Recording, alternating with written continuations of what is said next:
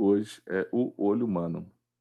Vou falar sobre como que funciona o olho e vamos falar também sobre ametropias, né, problemas relacionados a alterações visuais, um caso que são corrigidas com a física, né, então mais ou menos a ideia, não são todos os problemas relacionados à visão humana.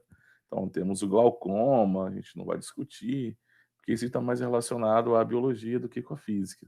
Nós vamos falar das ametropias, os problemas relacionados a condições físicas aonde nós podemos ajustar utilizando as lentes para resolver esses problemas físicos do olho humano. Então, a gente começa falando um pouquinho sobre cores e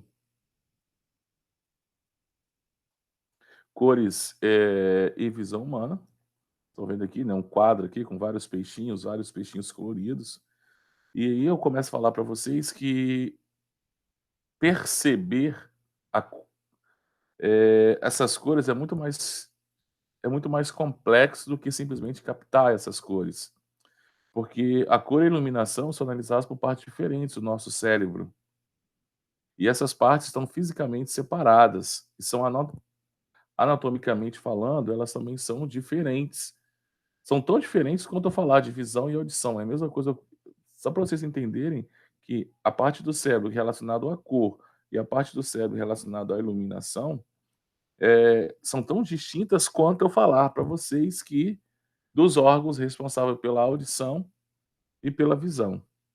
Mesmo vocês achando: "Ah, professor, mas a cor e a iluminação tudo são percebidos pelos olhos", o estímulo chega aos olhos, mas são adaptados, são observados e analisados por partes diferentes do nosso cérebro.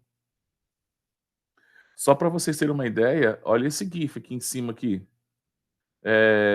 Antes da pessoa passar a tela, nós temos a sensação que ele está em quê? Está parado. Tem várias figuras. Ao passar a tela, nós temos a sensação que ele está em movimento. Não só a gente, né, olha o felino ali, o gatinho também achou que ele está se movimentando. E há muita discussão sobre que cor que o gato e o cachorro enxerga, seres humanos enxergam diferente. Eu posso falar para vocês que cada ser humano vai ter uma percepção diferente de cor, vai ter uma percepção diferente de iluminação, então cada ser humano tem uma percepção, é muito relativo isso, né, então eu não posso generalizar, porque podemos enxergar objetos com tonalidades diferentes, de aspectos diferentes, basta eu ser induzido a enxergar aquilo de maneira diferente, ou talvez uma parte do meu cérebro percebeu aquilo de maneira diferente do que o outro. Só para a gente ter uma ideia, né, cães e gatos podem enxergar diferentes tonalidades, só pra você ter uma ideia, né, o arco-íris, lembra do Vaave? Nós conseguimos enxergar todas essas 7 cores. Cachorro e gatos só conseguem enxergar, né, um grupo ali, né, azul, amarelo, né, aí tem outros que defendem que eles enxergam azul e vermelho, mas por unanimidade eles acreditam que todos percebem o verde, tá. Então, os animais também têm uma distinção, porque ele tem fotorreceptores diferentes. Vamos falar um pouquinho mais à frente sobre fotorreceptores. Se você ficar olhando para minha tela aqui, você vai ter a sensação que isso aqui está se movimentando, mas na realidade não está se movimentando. Ele está em repouso, você ficar olhando, parece que ele está se movimentando. Então quer dizer que nós estamos percebendo movimento em algo que não está movimentando. Eu posso ainda ser um pouco mais complexo aí, e eu enxergo essa bailarina girar no sentido que anti-horário. Tem alunos, tem pessoas, vocês podem enxergar ela girando em sentido horário, né? Isso já foi levado em conta, testes de sensibilidade cerebral, de qual lado do seu cérebro você é mais desenvolvido. Então, se eu enxergo ele girar no sentido anti-horário, quer dizer que meu hemisfério da esquerda seria mais desenvolvido que o hemisfério da direita. E cada hemisfério cerebral tem uma habilidade diferente. Só para a gente ter uma ideia. Claro que isso já caiu por terra, né, essa bailarina girando, mas ainda pode ser utilizado ainda, né. Só para você ter ideia, o lado esquerdo está mais relacionado ao pensamento analítico, pensamento matemático, o raciocínio, a linguagem, a lógica, a escrita, a ciência e a matemática, a habilidade com números. Já o lado direito está relacionado com a consciência artística, a criatividade, intuição, imaginação, insight, formas 3D, pensamento holístico. consciência musical, tá? Então, dependendo de quando você está olhando essa bailarina girar aqui, você pode ter uma leve intuição de qual lado do seu cérebro que é mais desenvolvido. Só para você ter uma ideia, então, o meu lado esquerdo está mais relacionado à razão e o lado direito mais relacionado à emoção, tá? Então, como eu estava enxergando a bailarina girando no sentido anti-horário, e eu tenho certeza pelas minhas habilidades que eu tenho, eu estou mais relacionado à razão do que à emoção. A persistência visual, né, a persistência humana, a persistência retiniana, né, ou simplesmente FI, se eu falar para vocês que aqui na esquerda, esse objeto, ele não está se movimentando da esquerda para a direita, eu tenho 2 objetos, quando um some, o da esquerda aparece da direita, mas nosso cérebro induz que ele está se movimentando da esquerda para a direita, esquerda para a direita, né. É a mesma coisa aqui. Aqui não tem nada girando, a sensação que eu tenho é que isso aqui está girando, mas não está girando. Eu tenho bolinhas aparecendo e desaparecendo no sentido horário, mas meu cérebro acha que isso está se movimentando, é devido à persistência retiniana. Isso já foi utilizado, inclusive, para nos primórdios do cinema, desenho animado. Nós levamos algum tempo para perceber que se trata de 2 imagens diferentes, e isso é chamado de persistência retiniana, né, ou fenômeno Phi. Então vamos lá. A gente olhando essa observação aqui, nós temos a sensação que parece que eles estão se movimentando um depois do outro, mas na realidade estão se movimentando todo mundo junto. Isso na realidade nada mais é do que uma ilusão de ótica. É a mesma coisa que acontece aqui. Nós temos a sensação que o primeiro carro é maior do que o segundo é maior do que o primeiro, de baixo para cima, mas eles na realidade eles são do mesmo tamanho. Nós temos a sensação aqui que os pontos mudam de cor, mas na realidade eles não estão mudando de cor nem estão girando. Eles estão só indo para o centro e voltando, indo para o centro e voltando. É só você focar em apenas um que você vai observar isso. Eles só vão e voltam e não mudam de cor. Mas inicialmente, quando a gente estava vendo, a gente estava percebendo, achando que eles estavam girando e eles não estão girando. Se você fixar os olhos aqui do centro que está piscando, no verdinho aqui, ó, no verdinho, você vai ver que os amarelos ficam verdes também.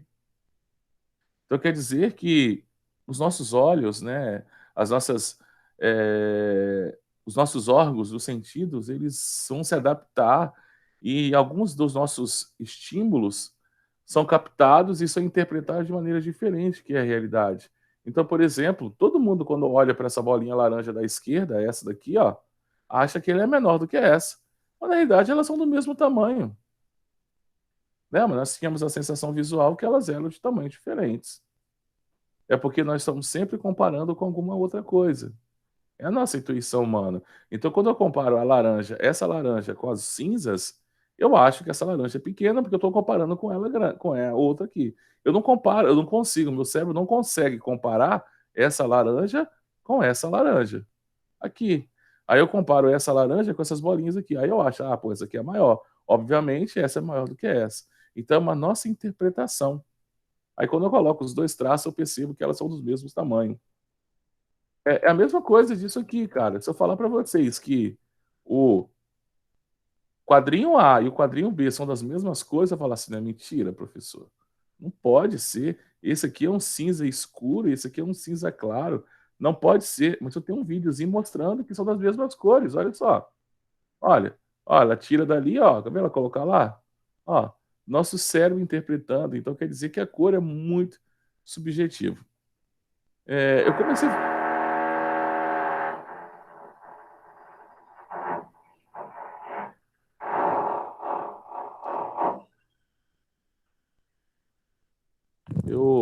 Eu comecei a falar disso porque eu preciso falar do olho humano, né? Mas eu quero dizer para vocês que na física, o que nos interessa para a gente é esse cara aqui, ó. É o nosso cristalino, que é a nossa lente natural. É esse cara que é o cara importante para a gente. É a nossa lente natural. E se vocês perceberem essa lente, olha só, ela tem as extremidades delgadas. Isso quer dizer o quê? Que ela é uma lente biconvexa, tá vendo? Biconvexa. Então ela é uma lente o quê? Convergente. Gente, já que as extremidades dela são mais finas, então é lente das rádios delgadas. Então, isso aqui é uma lente convergente pelo formato dela. Então, quer dizer que os raios que vão passar por ela vão se encontrar, elas vão pegar os raios, vão juntar esses raios em algum ponto. E aonde que elas vão juntar esses raios? Aqui atrás, no que eu chamo de retina. Então, nós não estamos preocupados, eu vou falar um pouquinho, mas a gente não está muito preocupado com os nossos cones, os nossos bastonetes aqui. Eu falo um pouquinho nessa aula, mas eu não estou muito preocupado com esses cones e bastonetes. Eu estou preocupado se essa imagem vai chegar na retina e como que ela vai chegar. Se ela chega antes, se ela chegaria depois, se ela é exatamente na retina. Aqui também, gente, ó, ligado a esse meu cristalino, eu tenho um tecido muscular liso aqui, ó. Tá vendo aqui, ó? São chamados de músculos ciliares. Esses músculos ciliares, quando eles contraem, eles esticam a retina e não tornando essa retina mais delgada, mais fininha. Eu já falei para vocês sobre lentes, né? Mas a gente vai ver um pouquinho de novo hoje. Então esse cristalino vai ficar um pouquinho mais fininho. Se esses músculos ciliares relaxam, esse cristalino fica mais gordinho. E chamado de acomodação visual. Além disso, eu tenho a minha córnea, eu tenho a íris, que seria a cor dos nossos olhos, né? Eu teria humor aquoso, eu tenho humor vítreo, perfeito? Eu tenho esclerótica, eu tenho nervo óptico, então isso aí é só essa anatomia para gente. Aqui os músculos ciliares, que eu disse, um corte um pouquinho diferente daquele lá.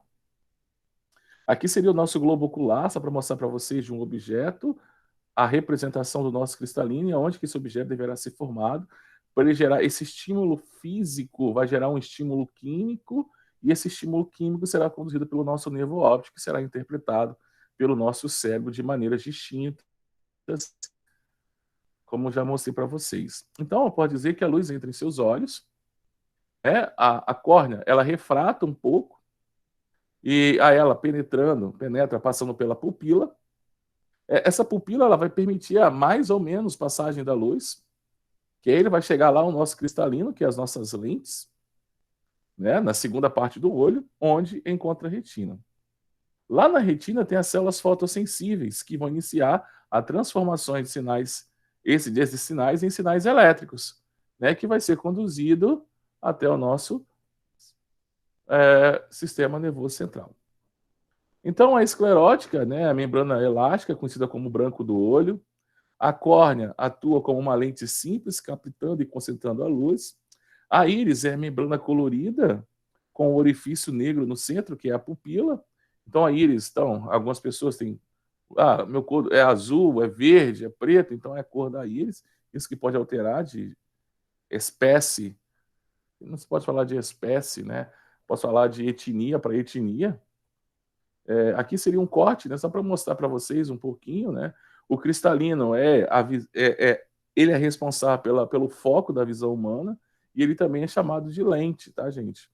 Aí o humor vítreo e o humor aquoso são líquidos, aí são mais relacionados à variação desses líquidos, vão estar mais relacionados, que não posso pensar em problemas fisiopatológicos, por exemplo, como na diabetes, eu posso ter uma composição desse humor, né, desse líquido, nosso olho diferente, então pode causar, a pessoa pode ficar cega, eu posso ter uma variação de pressão desse líquido, aí eu posso ter um glaucoma, então esse problema é estudado isso na biologia, tá?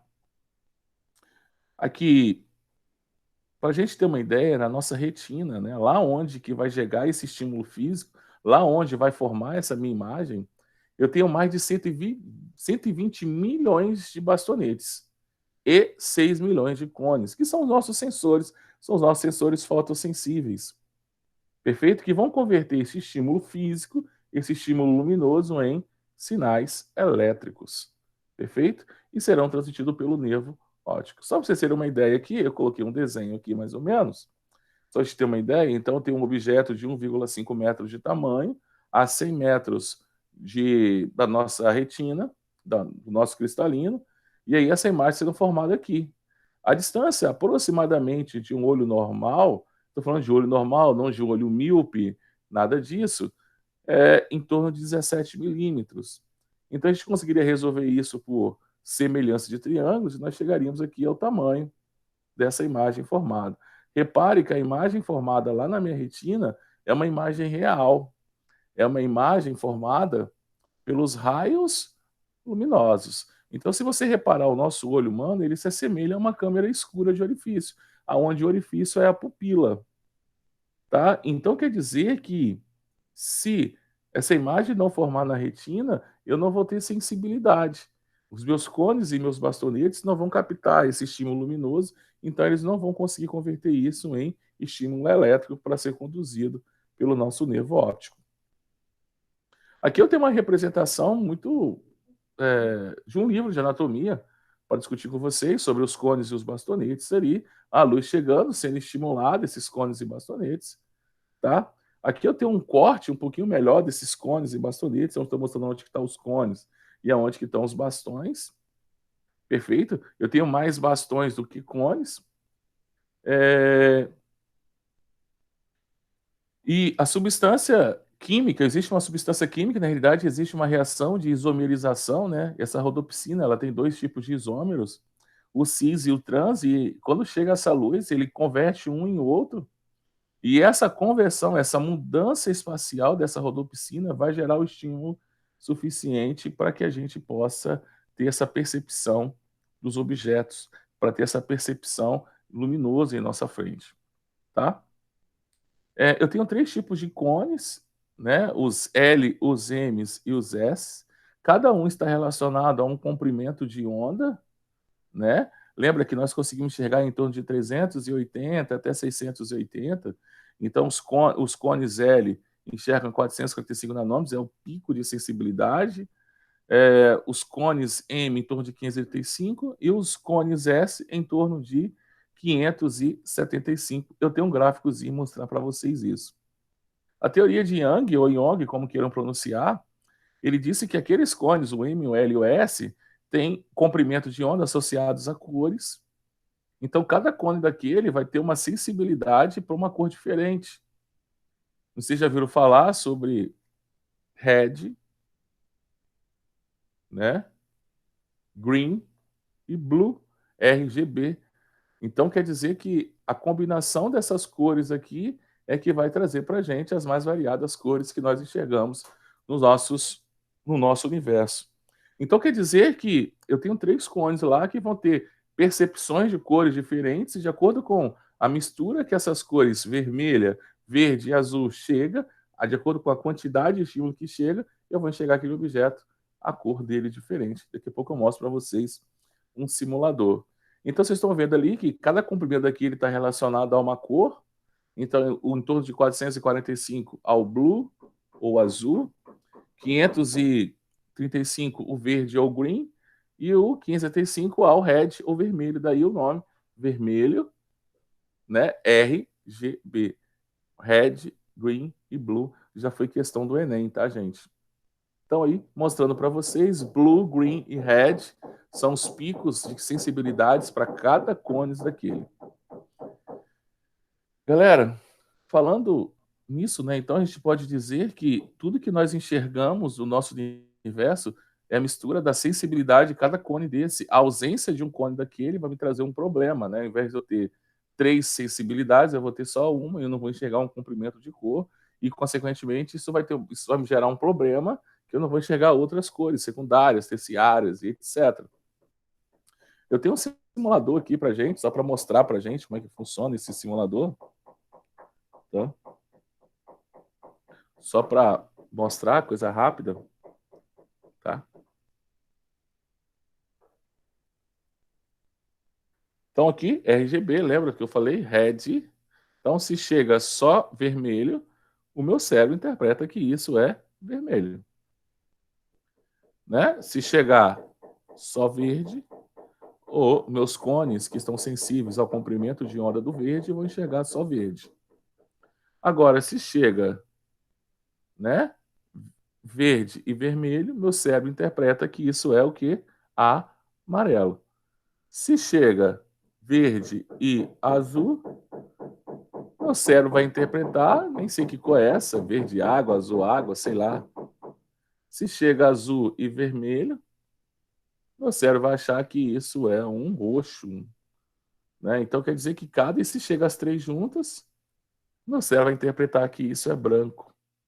Então você está vendo que a interpretação do meu cérebro depende de quais cones estão sendo excitados, né? De quais pigmentos, de quais cones, se é o vermelho, se é o azul, se é o verde, que são excitados, e a partir daí eu vou ter uma interpretação visual diferente. Lembrando que isso já foi questão do Enem, se eu não me engano, 2018, tá? Já foi questão do Enem, falando sobre esses três tipos de cones responsáveis por cada pigmento, tá? Galera, vou falar um pouquinho sobre o daltonismo, né? Vocês fazem cálculo lá na primeira lei de Mendel, né? O primeiro ou segunda lei de Mendel, lá na genética, para saber da probabilidade do daltonismo, como é que ele é passado e tal. Tá ligado ao cromossomo X, e logo as mulheres têm menos probabilidade de serem daltônicas, porque elas teriam que ter o 2 no XX, então isso é muito problema, então, provavelmente. Mas é muito comum isso em homens. Muito comum não, pode acontecer isso em homens, né? Só para vocês terem uma ideia, as pessoas que são daltônicas, olhando para a tela, elas não vão conseguir enxergar 2, o 3, perfeito? O 8, o 12, o 7, perfeito? O 29 e o 12 aqui no meio, ó. 2, 3, 8, 12, 7, 6 e 29. Porque elas não têm o quê? Elas não conseguem diferenciar alguns comprimentos de onda, logo não vão ter essa pigmentação, não vai formar essa cor que nós temos aqui nesses números. Galera, aqui é muito interessante para a gente, que aqui eu estou mostrando como que se dá o que nós chamamos de acomodação visual.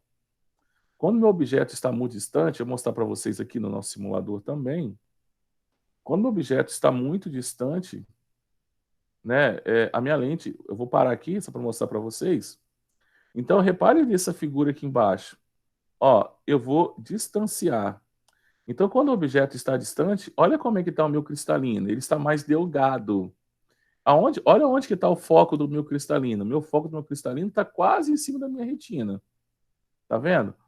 Agora, olha só. Quando eu aproximo, olha só o que acontece com o meu cristalino. Ele fica mais gordão. O seu raio aumenta. Tá vendo? Ó, seu raio, desculpa, seu raio diminui e o seu foco fica mais próximo dessa lente. Então quer dizer que ele aumenta o seu poder de convergência. Com a idade, nós perdemos isso aqui. Então, pessoas com mais de 45 anos vão ter um problema chamado de presbiopia, que é um problema relacionado a essa acomodação visual. Esses músculos ciliares, eles ficam entumecidos, ou seja, eles perdem a sensibilidade, a capacidade de se alongar. Eles vão se contraindo, então se eles contraem, eles esticam o cristalino, automaticamente. Meu cristalino vai aumentando de tamanho com o passar do tempo. Então quer dizer que com o aumento da idade, o meu cristalino ele vai se alongando, porque os meus músculos ciliares vão puxando esse cristalino, eles vão se entorpecendo, tornando mais rígidos e perdendo um pouco a capacidade visual. Por isso que é muito comum de pessoas de mais idade conseguirem enxergar bem de longe, mas enxergarem mal de perto. Então eles precisam usar um tipo de lente para facilitar essa, chamar de óculos de leitura, né? Para poder conseguir enxergar perto de si. É muito comum, né? Se vocês observarem os pais de vocês, aqueles que não usam óculos, quando pegam um celular, a primeira coisa que eles fazem é afastar o celular deles, porque eles conseguem enxergar bem de longe, mas de perto não. Tá? Então, voltando aqui. Então, a minha acomodação visual para um objeto próximo, repare que meu cristalino ele fica mais gordão. Para ele ficar gordão, meus músculos ciliares têm que relaxar, e isso é perdido com o tempo. Se ele fica uma lente mais gordona, o seu raio diminui. Logo, a sua vergência aumenta. Lembra da equação dos fabricantes de lente, né? Ou lembram disso? Eu postei para vocês na aula passada. Se não lembrar, tem lá um videozinho para assistir no final. Quando esse objeto está distante, meu cristalino ele faz o quê? Ele puxa, meus músculos ciliares puxam o cristalino, fazendo com que o seu raio aumente dessas lentes biconvexas naturais e automaticamente ela diminui a sua vergência, fazendo com que o foco se aproxime lá do nosso cristalino, lá da nossa retina, melhor dizendo. E já caiu uma questão bem simples no Enem, lá em 2015, aonde ele perguntava nessa questão, né, no livro de ótica, né, lá datado lá de 1028 e 1038 depois de Cristo, aonde uma pessoa colocava ali, né, como se fosse uma tela para projetar a imagem de uma torre próxima a ele e perguntava fazendo uma comparação entre o tecido que ele utilizou dentro daquela cabana, ele fez uma câmera escura de orifício, né? Só que ele usou uma cabana para fazer isso. E relacionando isso com a anatomia do olho humano, gente, esse tecido estaria mais relacionado à nossa retina, porque é lá na retina que tem que formar a imagem, que é lá na retina que esse estímulo luminoso vai ser captado pelos cones, pelos red, pelos blue e green, né? Pelos comprimento azul, vermelho e verde, como queiram, tá? E esses pigmentos, de acordo com a sensibilidade, vai gerar um estímulo elétrico que será conduzido pelo nosso nervo óptico até o nosso cérebro e a partir daí ser interpretado. Tem essa questão aqui também do Enem, como eu falei, foi 2018, uma questão dos primatas, que fala, depois eu acho que eu tenho até essas questões para vocês lá, eu falo sobre aquela composição RGB, né? Lembra do vermelho, green e blue, né? Red, green e blue. Está aqui, é uma questão de 2018, teve um baixo índice de acerto essa questão, onde a resposta seria a letra E, e fala também sobre um pouquinho sobre daltonismo nessa questão, tricromática, fala um pouquinho sobre daltonismo nessa questão. Então, é uma questão bem interessante, vale a pena a leitura. Eu não vou resolver ela, que a gente vai ter que falar um pouco mais coisas aqui. Gente, dentro dos... Então, lembra que nós temos uma acomodação visual, lembra que a minha imagem tem que ser formada na retina, para que a partir da retina, né, gere ali, de acordo com uma substância química que eu tenho lá, rodopsina, é uma reação isomerização, que essa reação ocorre por um estímulo físico, por luminosidade, então é uma reação que ocorre, que ela é mediada pela luz, então sem luz não ocorre reação, com luz ocorre reação, e cada cones daquele, né, cada bastão daquele, está relacionado a um comprimento de onda. Então, para que isso aconteça efetivamente, é necessário que isso chegue na minha retina, porque é lá na retina que eu tenho as minhas células fotossensíveis. Se não chegar na minha retina, ou se chegar isso incompleto ou insuficiente, eu vou ter uma imagem irregular daquilo. Então quer dizer que eu vou precisar corrigir esse problema. E qual que é o problema mais comum aí? De cada 4 pessoas no mundo, 3 são míopes. Os míopes, eles são caracterizados pela dificuldade de enxergar objetos de quê? De longe. Objetos de longe. Aí a gente pega assim, caramba, professor, por que objeto de longe? Se você fazer uma associação lá com a sua acomodação visual, para eu enxergar de longe, eu tenho que diminuir a vergência da minha lente natural. Só que as lentes dos míopes, ou o formato anatômico do olho dos míopes, a gente não consegue diferenciar ainda. Existem estudos que falam que é só o cristalino, existe estudo que, além do cristalino, o formato do globo ocular do míope é um pouquinho diferente de uma pessoa normal, mas enfim, essa imagem ela se forma antes da retina. Então, se essa imagem forma antes da retina, eu vou ter um estímulo luminoso incompleto ou insuficiente. Então, eu vou ter uma imagem distorcida do que realmente é. E eu vou precisar corrigir isso.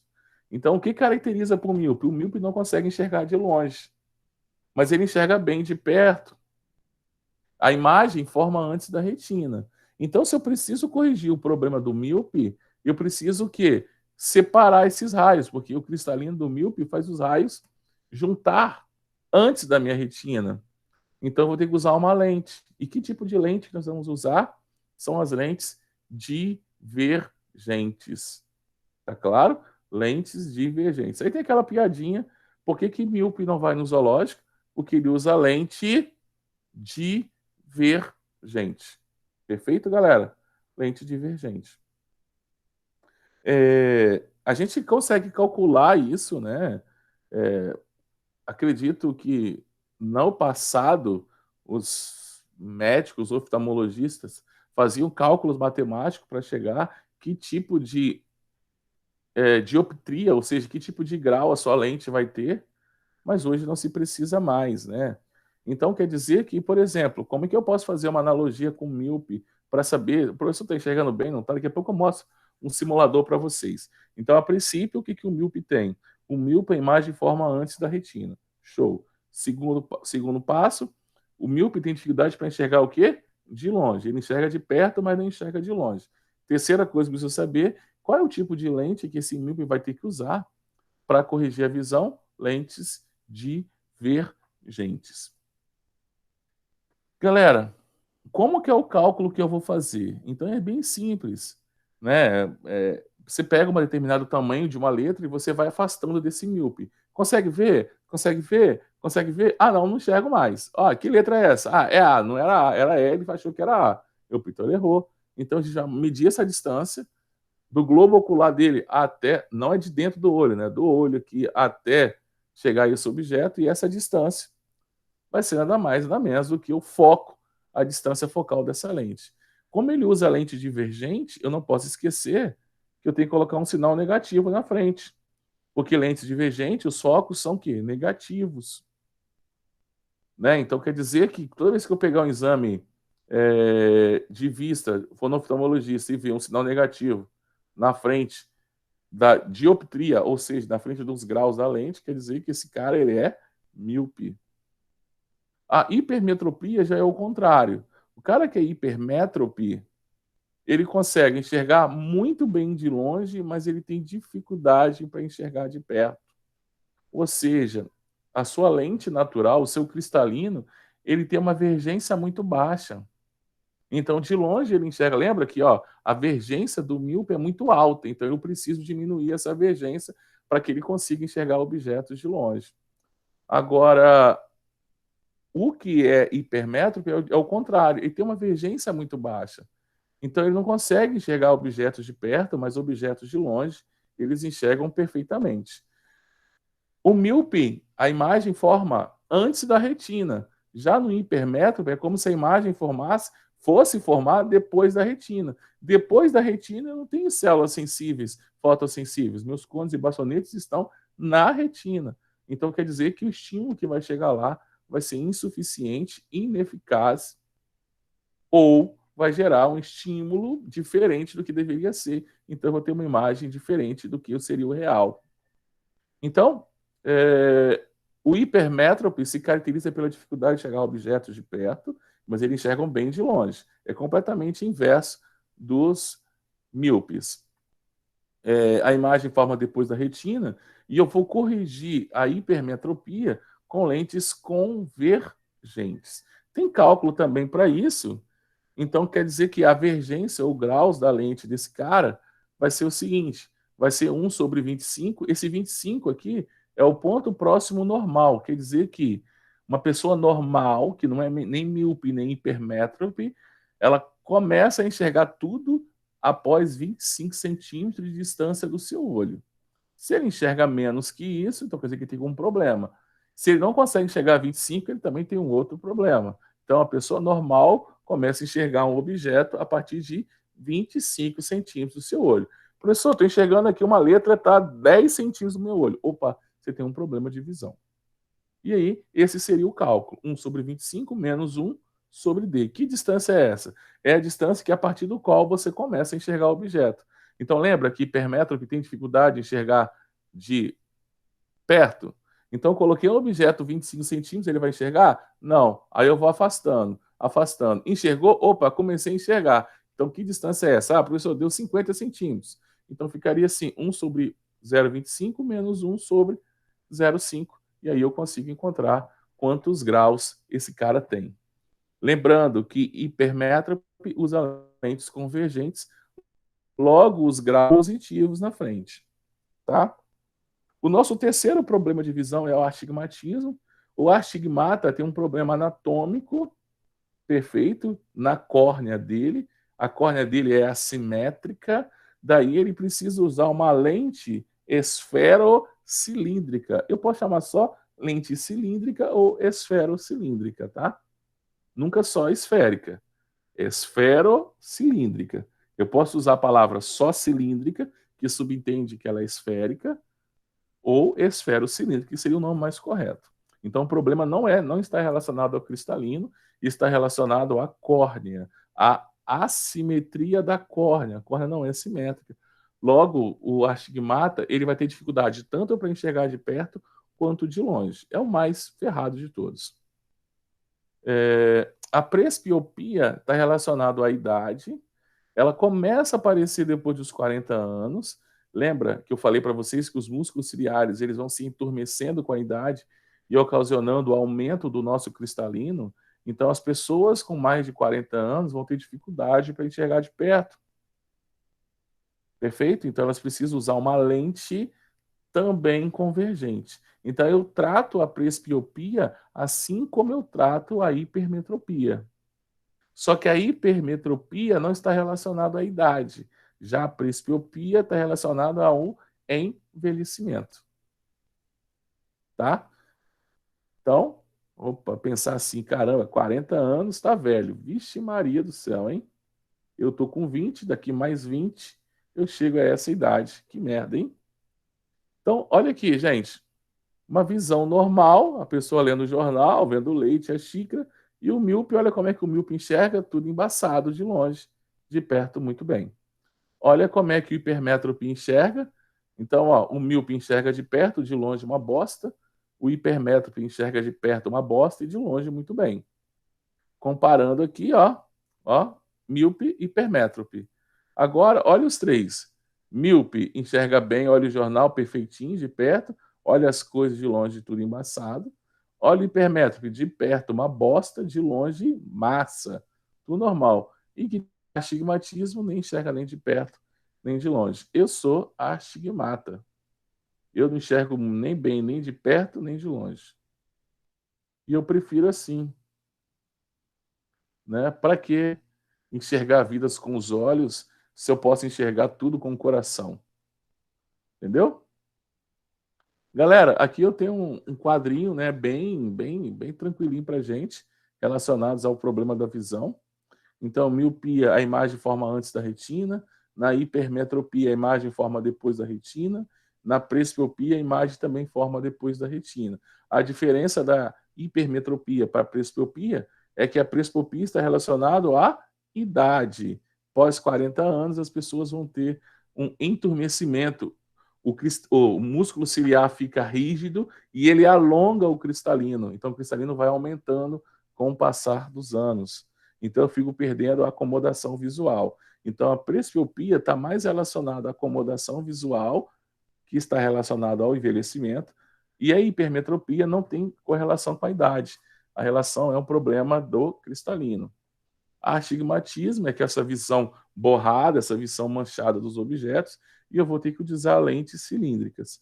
A miopia, eu uso lentes divergentes, hipermetropia e presbiopia também lentes convergentes. O cálculo é o mesmo, tá? Esse PP é ponto proximal normal, não se esqueçam, né? Ponto proximal, PP, e PR é ponto remoto, é aquele mais distante, é infinito, tá?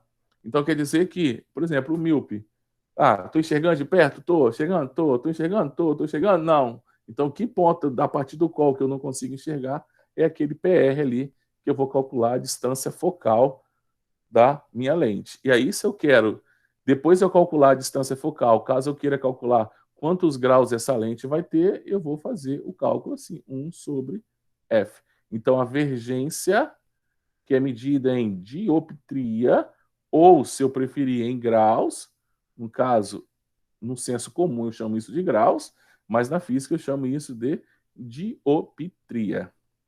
Tá? Galera, o que eu tinha para falar para vocês hoje era bem curtinho mesmo, né, cara? É só isso aí. Eu vou fazer duas questõezinhas com vocês só e, ó, Zé Fini. A gente partiu agora. Semana que vem a gente vai falar de ondulatória, tá? Você vai ver como é que a gente vai fazer isso aí, ondulatório. Então, ó, exercício 16. A figura ilustra um esquema de um olho de uma pessoa que está tentando observar um objeto que se encontra muito distante. Opa, objeto de longe. Os raios indicados na figura são provenientes de um ponto desse objeto. Podemos afirmar que se trata de um defeito da visão do olho humano. Olha só, se está num ponto remoto, se está muito distante, o foco dessa lente deveria ser aqui. Lembra do nosso simulador? Objeto muito distante. Deixa eu ver se ele está aberto aqui em algum lugar. Objeto muito distante, ó. Se eu pegar esse objeto aqui, levo ele para longe, ó. Olha só, o meu foco, olha aqui o foco, ele se aproxima lá da minha retina. Então, quanto mais distante estiver meu objeto, esse ponto remoto, mais perto da minha retina ele vai ficar. Ó, tá vendo, ó? Quanto mais distante, quanto próximo esse objeto se encontra, ó, olha onde que o meu foco vai ficar. Então, meu foco vai se afastando da retina. Então, quer dizer que nesse desenho aqui, o meu foco deveria estar lá na retina e não está.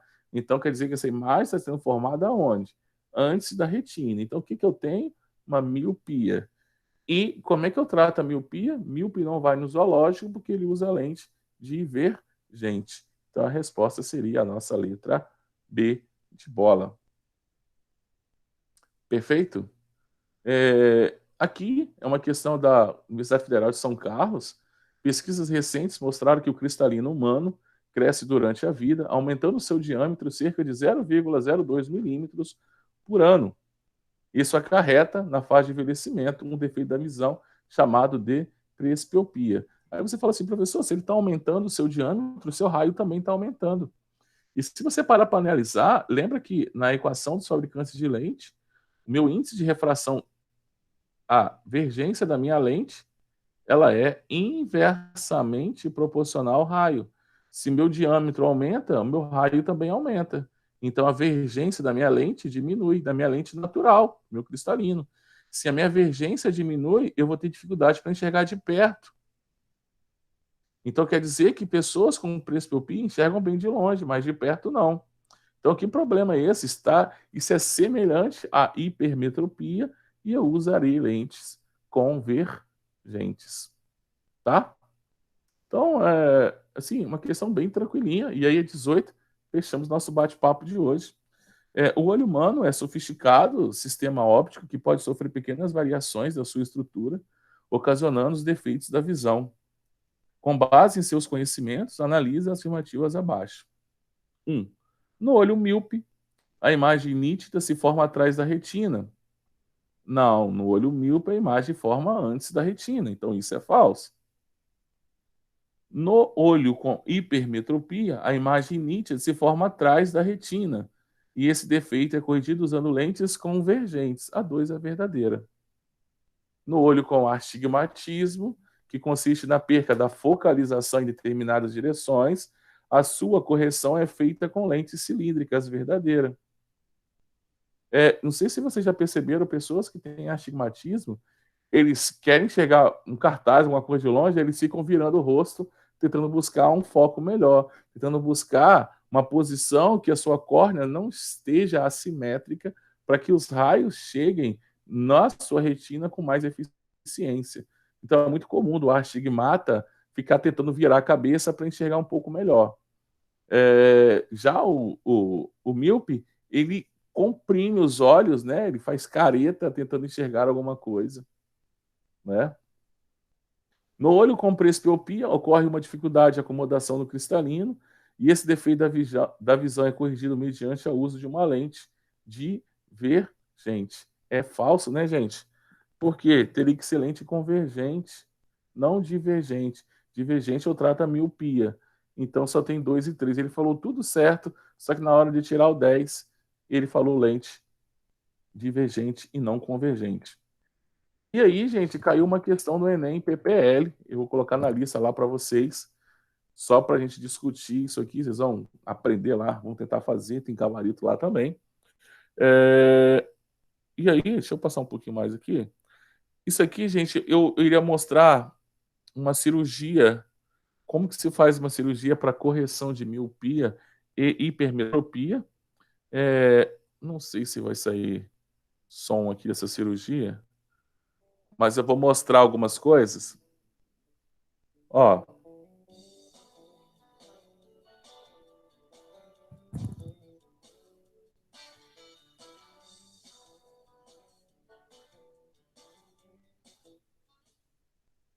eu vou narrando algumas coisas. Gente, tá anestesiado, tá? O olho. Ali eles estão fazendo as marcações a laser, tá? Estão corrigindo a miopia, né? Então ali o laser está agindo. A pessoa está acordada, mas o olho está anestesiado, tá? Eu vou adiantar um pouquinho. Então, vocês estão vendo ali, ó. Deixa eu voltar um pouquinho aqui. Deixa eu ver se... Ó, estão fazendo um processo aqui. Eles vão introduzir uma lente, né? Uma lente artificial ali. Não sei se vocês... Depois eu mando o link desse vídeo aqui. Eles vão inserir uma lente, essa chamada de lente flácida, você tá vendo, ó? Eles vão inserir uma lente aqui, né? Uma lente artificial para facilitar, né? Para melhorar o processo de visualização. Ela está inserindo, ó. Ela vai inserir.